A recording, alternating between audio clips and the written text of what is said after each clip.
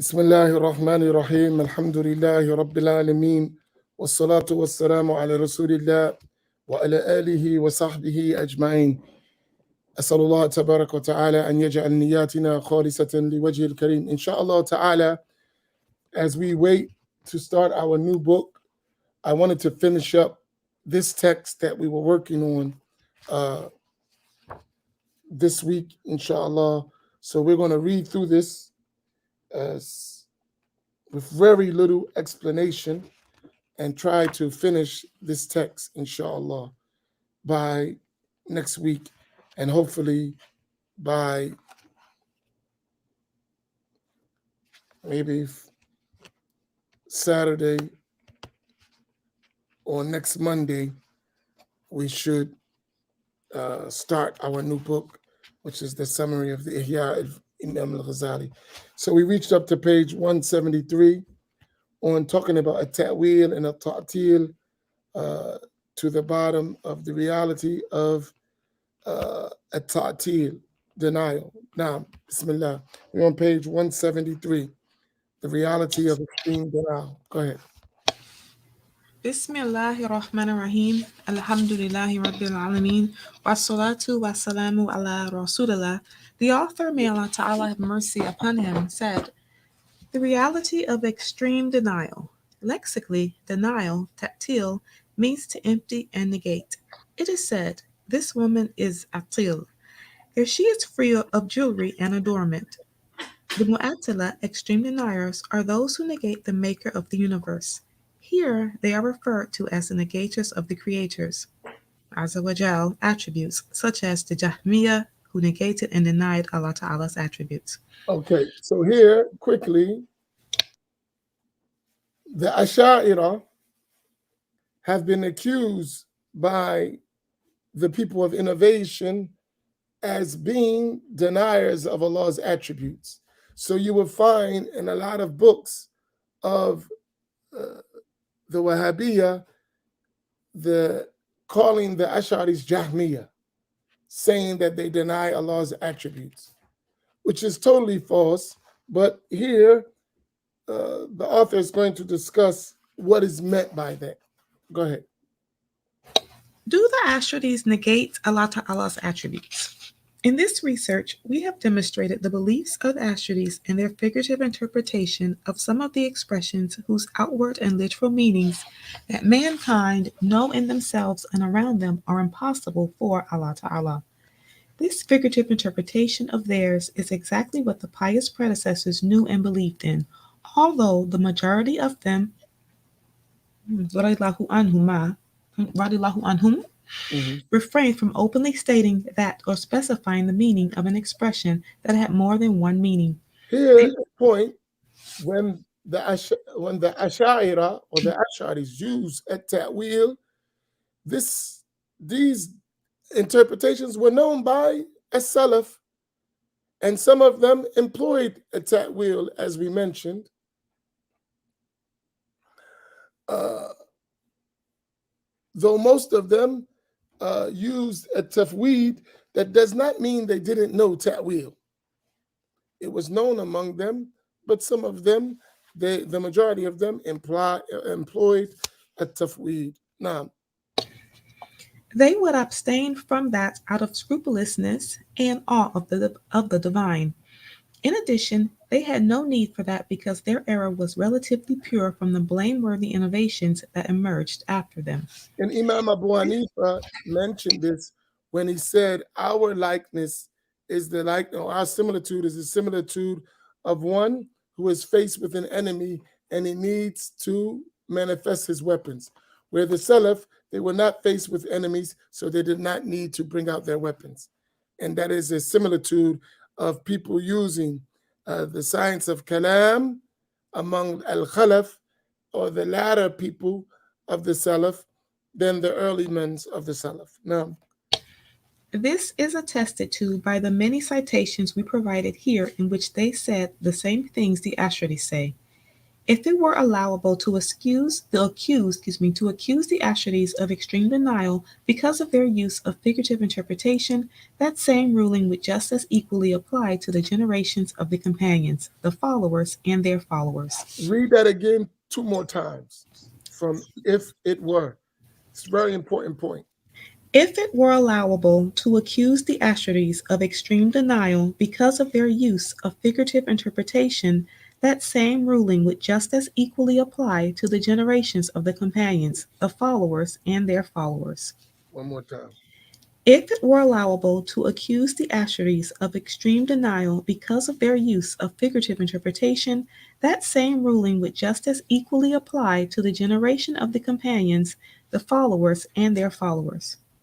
Here, I want you to be aware of something that happens all the time. They tried to say that the Ash'aris deny Allah's attributes because they make a ta'wil, figurative interpretations. Now, if that is the case, so what they're saying is a ta'wil, figurative interpretation, in reality is a ta'til, is denying Allah's attributes. If that can be applied to the Ash'aris, then all of the Salaf, including those great leaders of the Salaf who applied ta'wil, should be considered deniers too, right? Among them Al-Bukhari, among them Mujahid, among them Ibn Abbas, and others, right? They use ta'wil. So if that's the case, then it's applicable. And I said this to someone.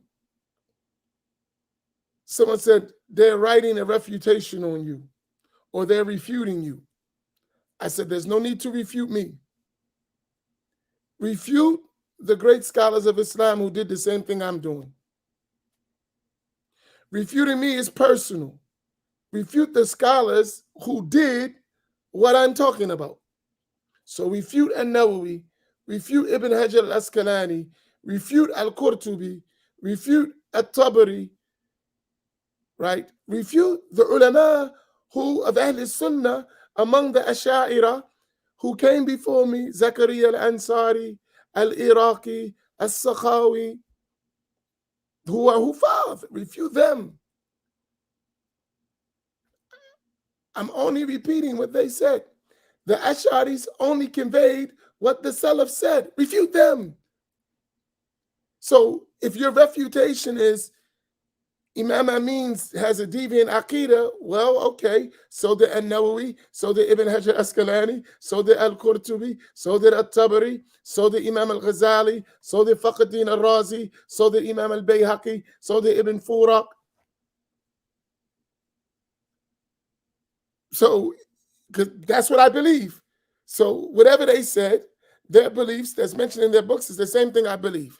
If you're refuting me, you're refuting them.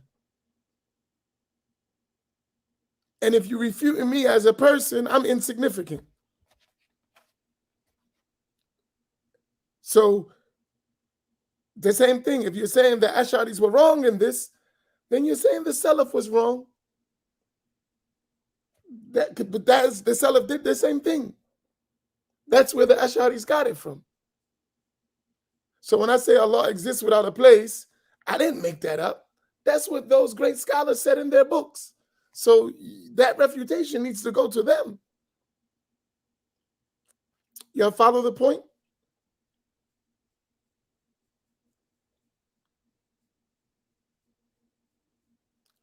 And don't fall for that. Don't make the deen about this person or that person. No, where is it coming from? Right? How did it reach us? What's the chain of narration for that? Right? It came from somewhere. Now, go ahead. The scholars have textually stated that the way of figurative interpretation was cited from pious predecessors, that the majority of them held fast to tafweed, that the scholars called non-specific interpretation. does not negate the fact, that the scholars called non-specific interpretation does not negate the fact that groups among them used figurative interpretation. Very important. So where did the Ash'ari get these aspects of figurative interpretation from? They got it from the Salaf, from those who came before them. So even though the majority of them were people of tafweed, that doesn't mean that none of them used ta'wil. And it's mentioned in the books of hadith and the books of tafsir al-Quran that the Salaf made ta'wil. And there are whole entire books written on just the ta'wil of the Salaf.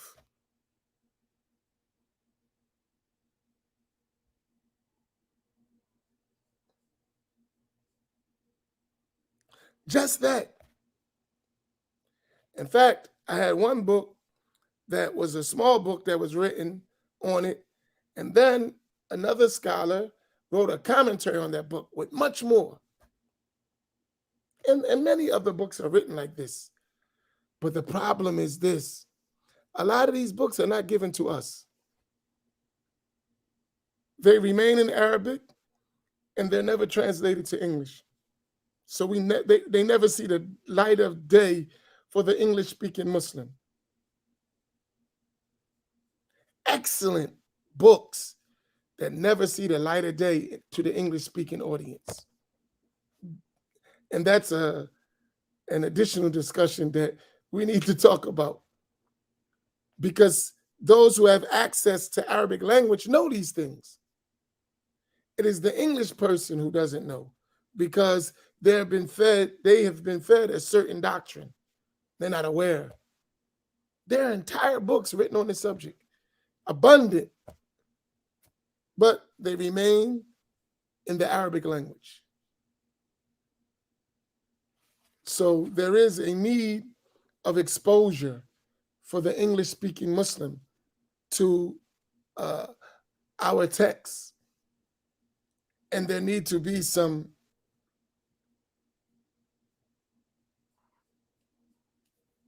we're in a sad condition. We got a lot of work to do.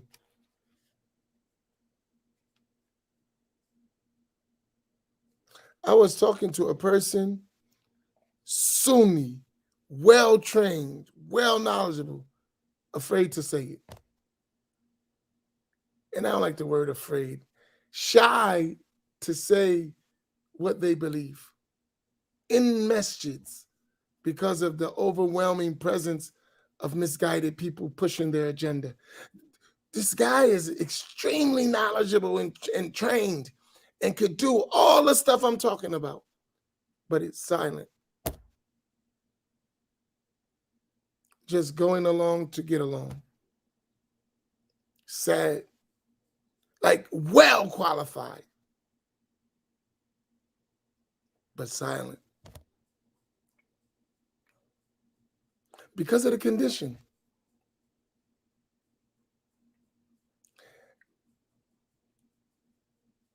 Sometimes I see these things, I'd be like, it's upsetting. But I realize the condition. It's just, we got a lot of work to do. I understand. Naam, go ahead. Imam al-Nawawi, may Allah Ta'ala have mercy upon him, said, "This hadith is from the hadith reports pertaining to the divine attributes, and there are two well-known positions the scholars have take concerning it. In summary, the first position is the position of the majority of the Salaf and some of the theologians. The second position, which is the position of most of the theologians, some groups among the Salaf, and it is related from Malik and Al-Awza'i, is that these reports are to be given figurative interpretation according to what is appropriate for them according to their context." Imam Zarkashi. Hold on 1 second.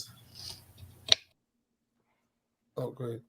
Here, I want you to pay attention to what Imam al-Nawawi said, right? Imam al-Nawawi, he said, the second position, which is ta'wil, is the position of most of the scholars of Kalam, theologians, some groups among the Salaf.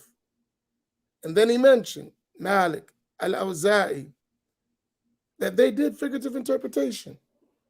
Imam an-Nawawi said that in multiple places in his books.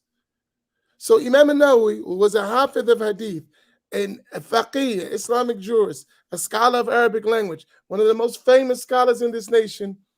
He mentioned that the Salaf did ta'wil. And he mentioned who? And he mentioned in his book where. So after Imam an-Nawawi mentioned it and his status, who cares about what Imam Amin said? Now the weight is Imam an-Nawawi said that. And Imam Amin repeated it. Who cares what Imam Amin said? Imam an-Nawawi puts that in his books. And no Muslim who studies the Islamic sciences and doesn't read the books of Imam an-Nawawi. To the point, our teachers told us that if you go in somebody's house and they don't have the books of Imam an-Nawawi in there, know that they're not a good practicing Muslim. That's how high his status is in the religion. And his narration, his chains, and all of that are well known. That's what he said. Right? That's what he said.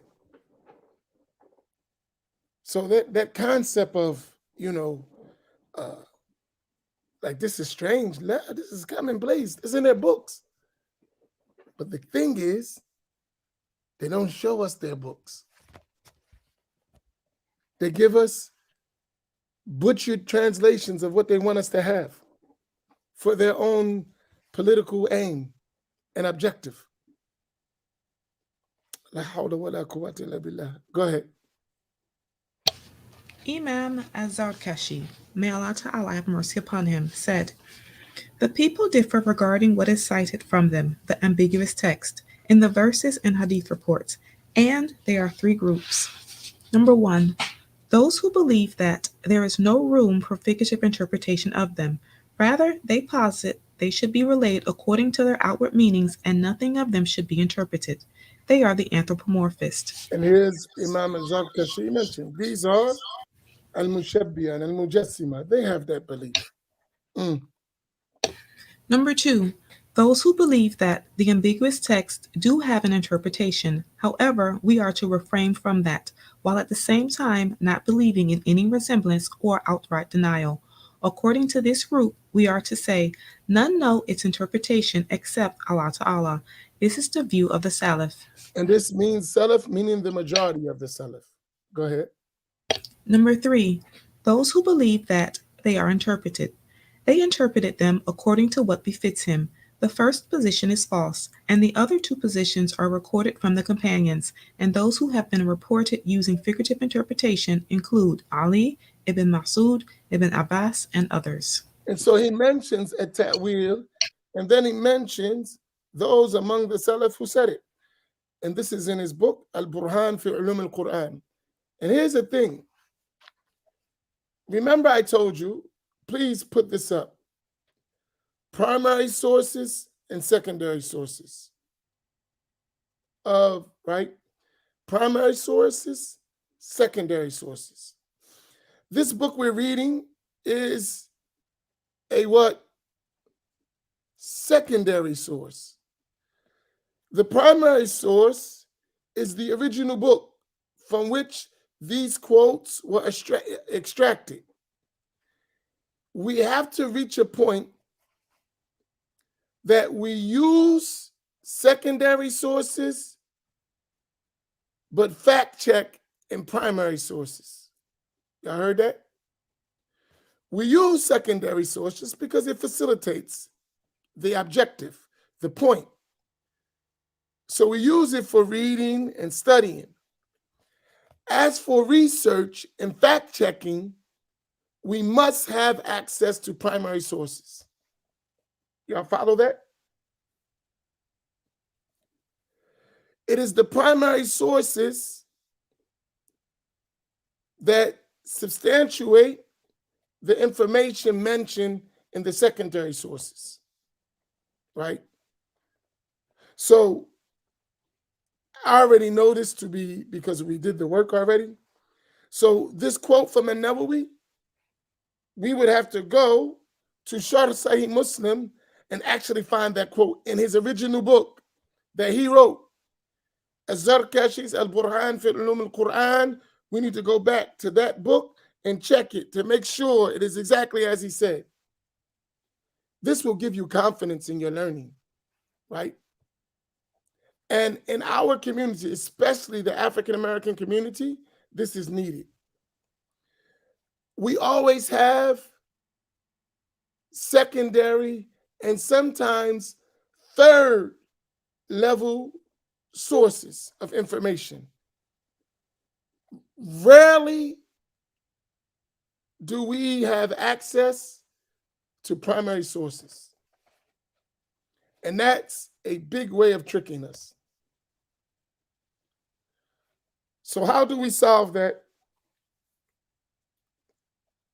Number one, we need to develop among us some people who have the ability to research in primary sources. From us, who have our concerns, right? And that only takes a basic skill set in Arabic language. You don't have to be an Arab linguist. Just basically you can follow. All of us can do that, right? You can basically follow, right? So we need the basic ability to follow a text. And then we do need some who are a little bit more advanced in the Arabic language to make sure we understand them properly. But at least you can see the words, right? You can actually read and see the words. No, that's what that says, right? Too many of us rely on secondary sources for everything. And a lot of that's because we don't have access to primary sources. So I got that. But we have to develop in ourselves some recourse to primary sources. Someone asked me, why you are not a Salafi? I said, it's impossible for me to be a Salafi.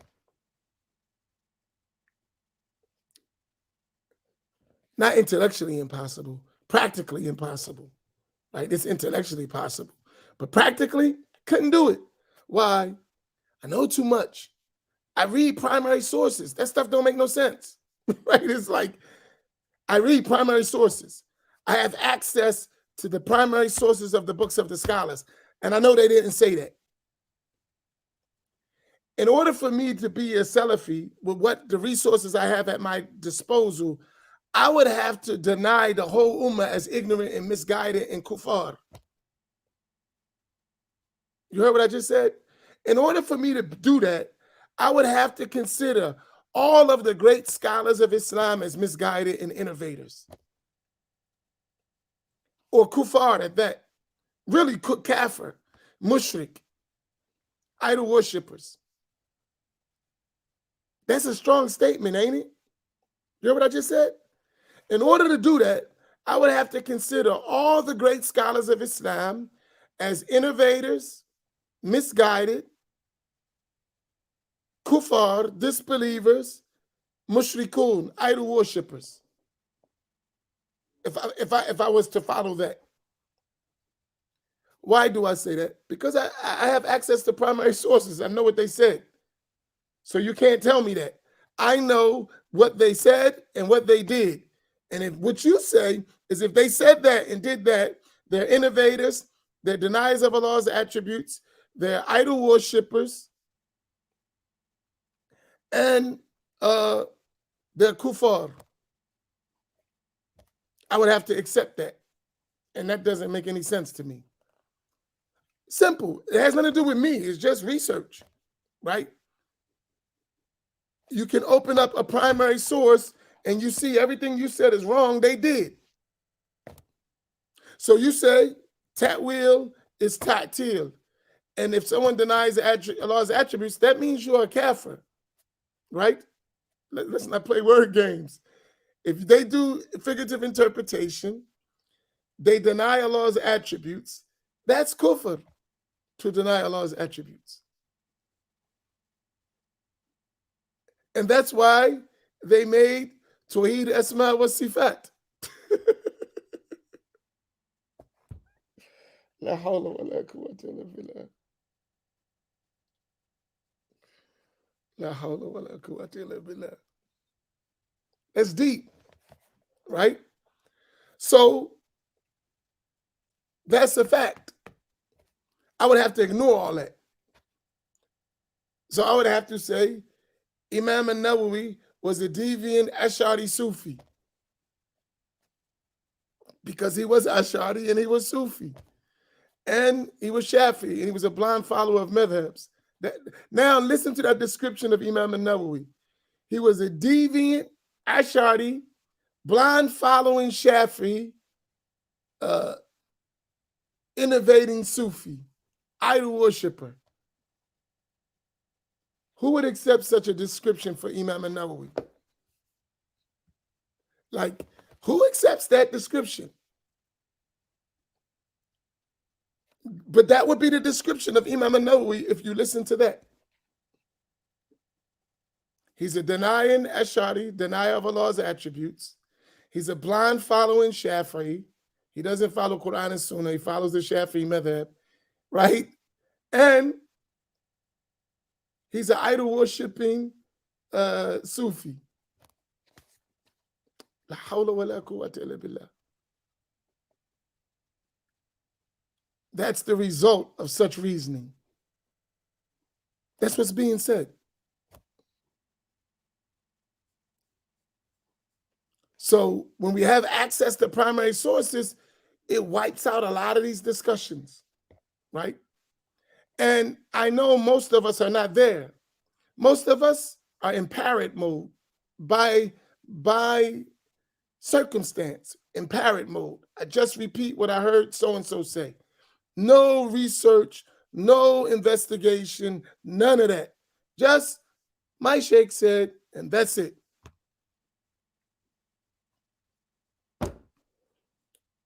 And then you see the state of affairs, right? My group said, that's it. Don't even check what they said. Just that's what they said. Did you check? Did you have any recourse to the sources where they got that from? You know they didn't make that up. They had, and if they made it up, that's dangerous. So they had to take it from somewhere. Where did they get it from? Where did that come from? Did you check it? You know, we live in the world of fact checking. Can't we fact check? But in order to fact check, we need some primary sources, not secondary books. Secondary books are good for gaining information. Primary books are needed for asserting factual information. I repeat, secondary sources are good for gaining information. However, primary sources are necessary for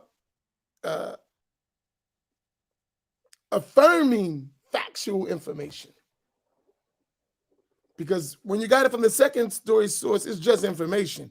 It could be right, it could be wrong until it's fact checked. And the primary sources is the way you're going to fact check. Is this clear for everyone?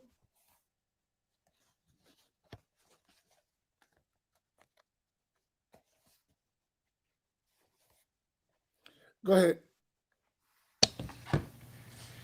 The erudite scholar Ash-Shawkani, may Allah Ta'ala have mercy upon him, said, Section 2. Regarding that to which interpretation applies, it is two categories. 1. Most of the branch subsidiary matters, furu', and there is no disagreement regarding that. 2. The fundamentals, such as doctrine and theological matters and the attributes of the Creator, subhanahu wa ta'ala. They, the scholars, have differed regarding this and have taken three separate positions. Number 1, that there is no room for figurative interpretation of them. Rather, it is posited that they should be relayed according to their outward meanings and nothing of them should be interpreted. This is the view of the anthropomorphist. Number 2, that they do have an interpretation. However, we are to refrain from that. while at the same time not believing in any resemblance or outright denial. According to this view, we are to say, none know its interpretation except Allah Ta'ala. Ibn Burhan said, this is the view of the Salaf. Number 3, they are interpreted. Ibn Burhan said, the first position of these three is false, and the other two positions are recorded from the companions.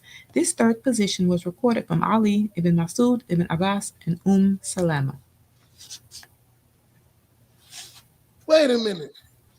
Now, I'm gonna be good, Malika. So I was gonna have some fun, but I promise no more having fun.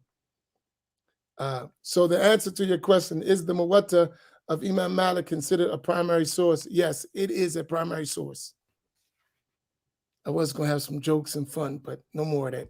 I gotta cut that out because I don't want no one to get offended. We lost our sense of humor when we became other than black people. So I'll leave it there. Yes, the Muwatta of Imam Malik is considered a primary source. It is a primary source. I wanted to make this point. This last quote was from Ash-Shawkani, right? I want to give you a point that is mentioned.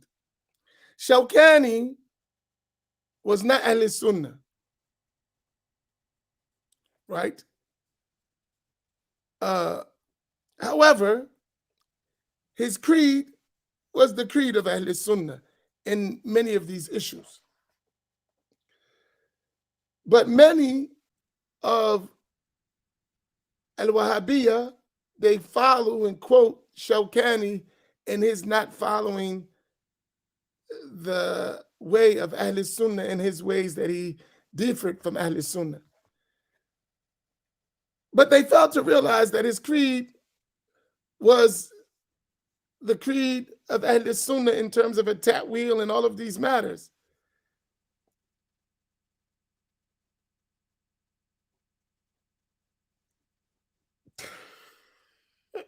Issa's funny. I was going to have fun. If I did have fun, I would have said such and such. I like that. I won't get away with that if I try that, Issa, to get me in trouble. So one individual, he was refuting the Ash'aris in Ta'wil. And he named his organization after Shawkani. I said, what is he doing? He's refuting Ta'wil, saying the Ash'aris make Ta'wil of Allah's attributes, and that's wrong. And the name of his organization is named after Shawkani.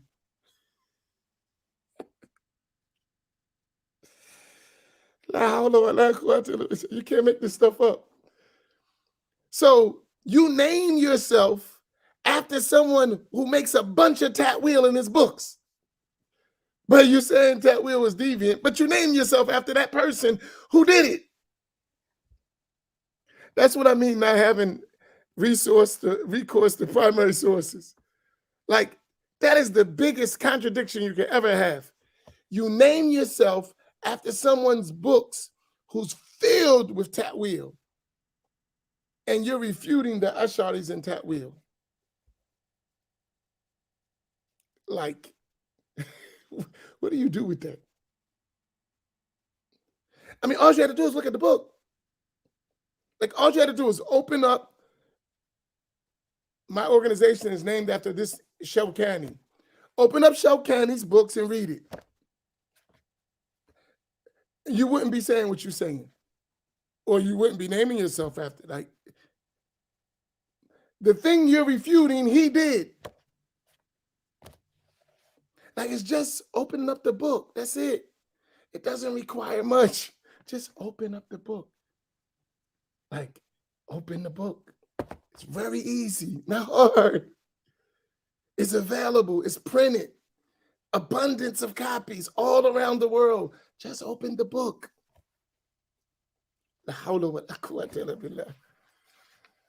Go ahead. This is also supported by the quotes taken from some of the Imams of the Salaf, in which they gave figurative interpretations for some of the ambiguous text.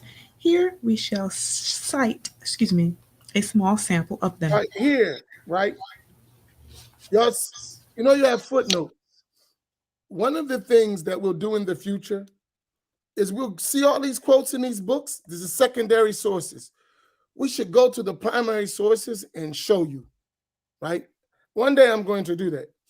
I mean, we've done it before, but I want to like take special classes just to do that, just to open up the books of the scholars, right? Just open up the books. Like, do you see what's being said to us?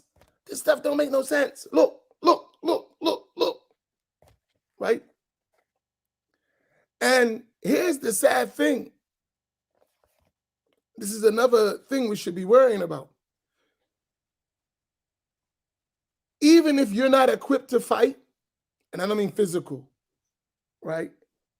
When you're under attack, you got to learn how to fight, even if that's not your nature, because someone's going to take your wealth and your property and enslave you.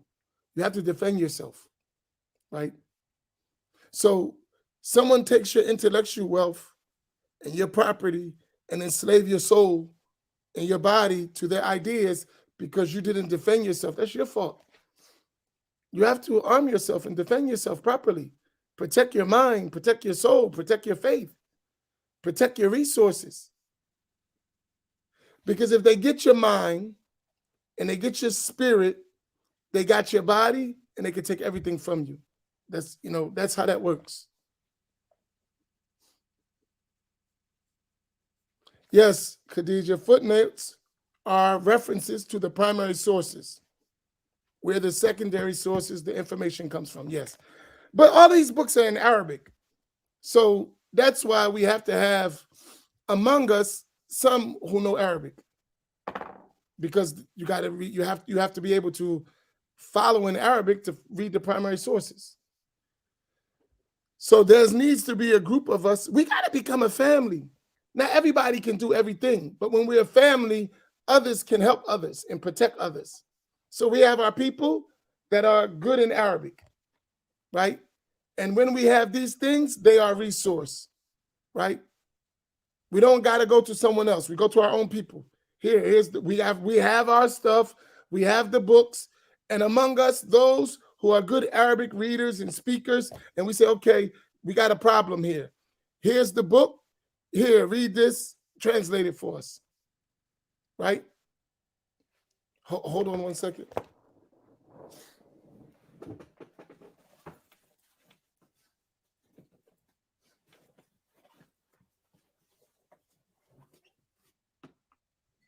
I'm sorry, my battery's dying.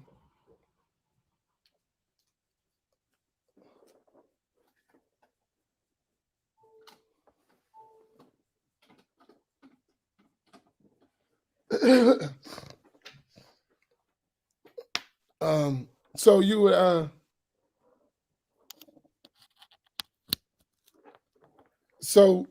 right? That's how that works.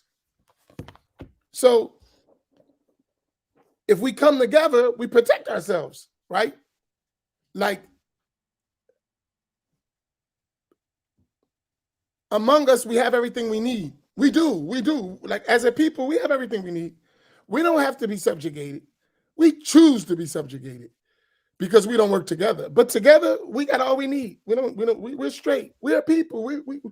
Allah has blessed us, but we got to come together. We got to stick together as a people. Then all that stuff is needed. So if one of us is weak, someone else is strong. Where I'm weak at, you strong. No problem, right?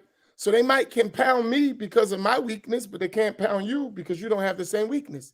And where they pound you at in your weakness, I don't have that weakness, right? So give you an example.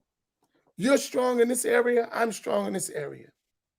Your enemy is attacking you where you're weak, and that same enemy is attacking me where I'm weak and weakening both of us. But when we come together, Now we have full strength, and there is no weakness for him to attack. So the enemy has been neutralized. You follow that? That's the typical divide and conquer aspect. If I don't let y'all come together, I could defeat both of y'all. But if y'all come together, I'm done, right? So I got to keep you away from anyone who can help you become strong. So I separate you.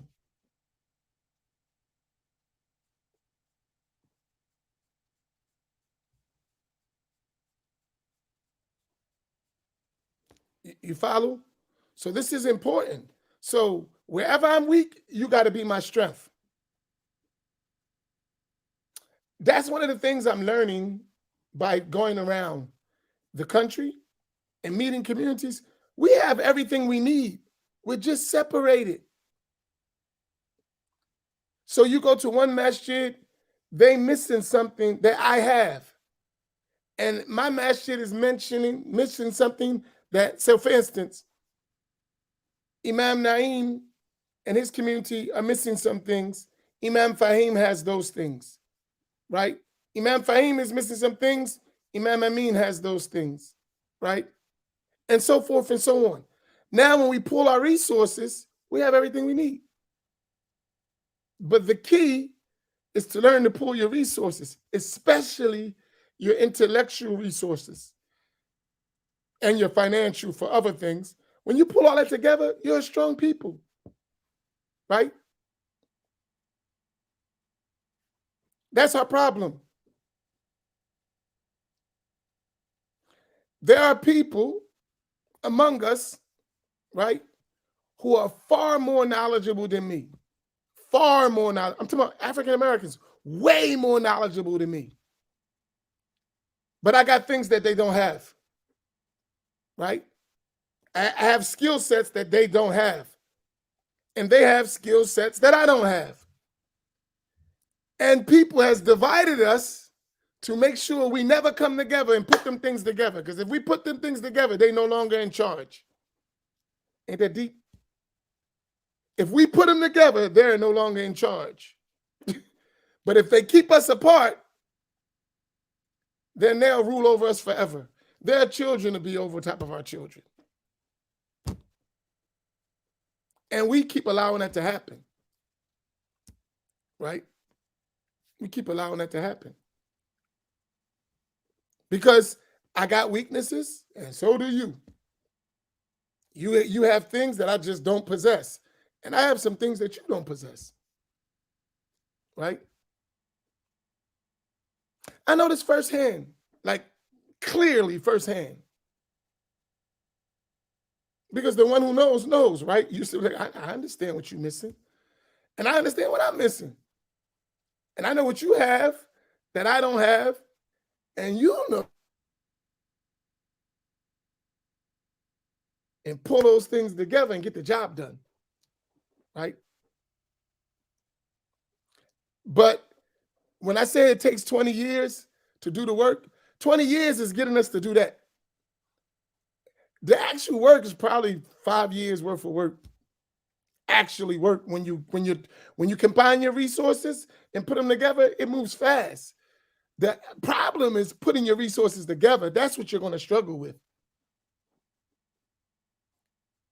Right? That's going to be the most difficult task. But the information is there, it's available, easy. We could do this stuff like quick. Naam, go ahead. I guess that was a scattered thought within the post-Fajr reflection. Oh, it's time we stop. Let's stop there. 176. So we're going to talk about these from the Salaf, okay? And we'll pick up tomorrow on page 176. Please mark it. I'm not have the book. All right, inshallah, we'll see. Today is Monday. Nothing today, right?